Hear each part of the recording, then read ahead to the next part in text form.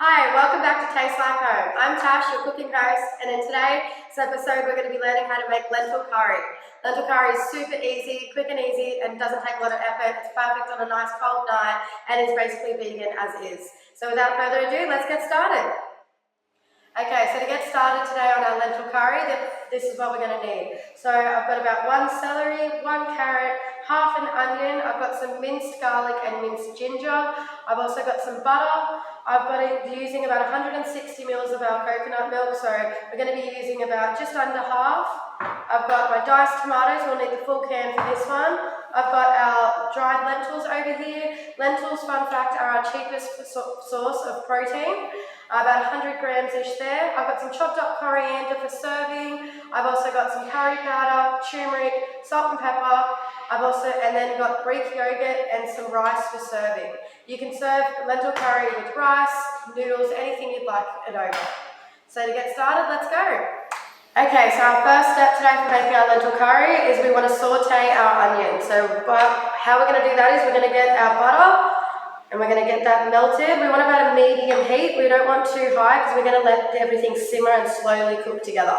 So while your butter is melting in there, you're going to get your minced garlic and we're going to add all of that in. Perfect. And I'm going to get my ginger. Swap my hand. Beautiful. So you can hear it slowly starting to sizzle a little bit. You want to mix your ginger, your butter and your garlic in together. Get it all sauteing nicely before we add our onion in. And then what we're going to do is we're just going to let that slowly saute and cook together in its flavours for about 10 minutes on a medium heat. And what you're going to do is you're just going to occasionally stir it every minute or so to make sure it doesn't stick or burn. But over the next 10 minutes, let that onion cook until it's nice and clear and translucent and all the flavours come through. Okay, so it's been about 10 minutes, probably closer to 8, and my onion is caramelised nicely and it's starting to go brown, so I don't want to overcook it too much and I'm going to turn it off there. My next step I want to do is I'm going to add my spices in.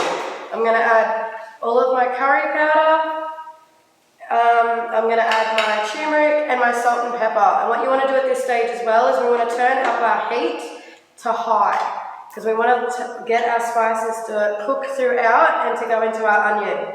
And it will make a nice base at the bottom of our pan. So don't worry, our water is going to soak up all of these spices after, as well as our coconut milk and tomatoes. So you're just going to mix your onions and your spices and cook that up for about 30 seconds on a high heat. And make sure that you can really smell that flavour coming through.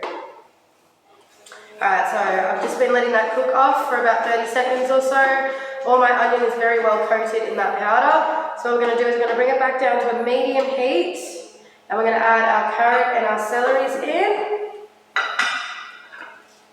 We mix that around with the curry powder and turmeric, start coating our vegetables. Don't worry if you have a thick layer of spices at the bottom, it will get cooked off.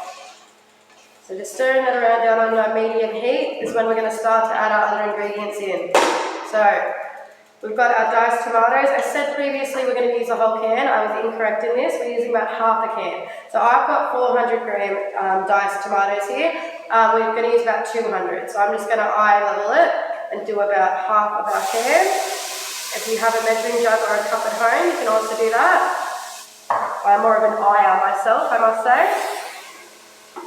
So even with just that, you can see that our spices are all starting to come off the bottom of our pan and cook into the rest of it. And that's what we want to see. So now we've got our coconut milk.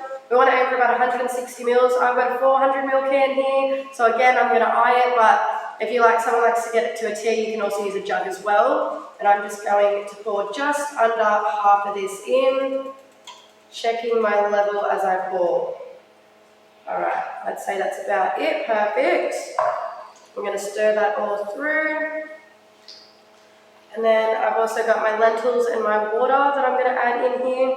So I'll add probably my water first. Pour that through. And our lentils. So we're going to be using our other ingredients later for serving. What we want to do now, on a low to medium heat, add our lentils in. is we're going to let that simmer for about 30 minutes and just stir it every few minutes, checking on it. Okay, so now it's been about 30 minutes. I'm going to take my lentil curry off heat. You can see that the lentils are nice and cooked through. The sauce is thickened quite nicely into kind of like a gravy consistency, and it all smells amazing. So I've also popped my rice into the microwave and I've got that pre-ready. All we want to do before serving is we want to get our coriander and put about halfway through. If you're like me and not a coriander fan, you'll skip this step. You want to stir that through nicely. So then when we're ready to serve, we'll get our rice into a bowl, like so. I use brown rice, a little bit of a healthier alternative, but any rice works well with this. I'm going to get a spoon, scoop some out, and I know that I have one of our amazing peer workers around, Quinn, who would love to try this. Quinn, would you like to come out and give it a go? I've got some coriander. You can also try a little bit of Greek yogurt as well. Oh yeah, this looks delicious. I hope you like it. It's super easy, nice and quick, and perfect on a winter's day. Really good? Really good. Perfect. Thank you, Quinn. Thank you.